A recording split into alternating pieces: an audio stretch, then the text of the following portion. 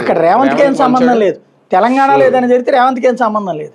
ఎందుకంటే ఇలా సినిమాలు నడవాలి, వీళ్ళకి సంబంధించినటువంటి వ్యవస్థ నడవాలి అక్కడ. మళ్ళీ నేను మాట్లాడాను కాంగ్రెస్ అప్పుడు గొట్టం అక్కడ నడిపిస్తోంది రేవంత్ రెడ్డి అక్కడ ప్రభుత్వం.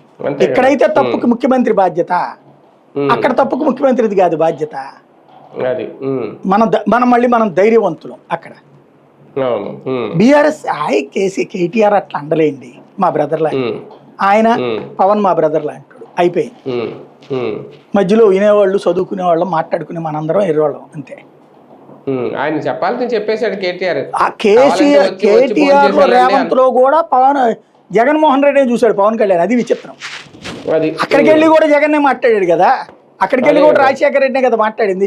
రాజశేఖర రెడ్డి లాంటోనే నేను తొక్కిపడేసి ఏం తొక్కారు నాకు అర్థం కాలేదు అక్కడ.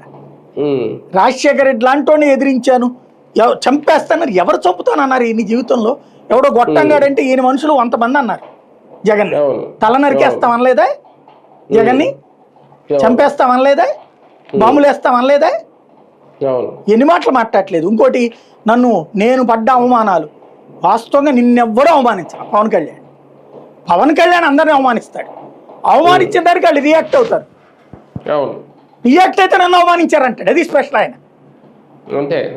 పవన్ కళ్యాణ్ తన సినిమాలు చేస్తుంటే ఎవడన్నా అవమానించాడు ఆయన్ని? రాజకీయాల్లోకి వచ్చి పంచలోడ తీసుకొడతారంటే ఎవడరా నువ్వు అన్నారు.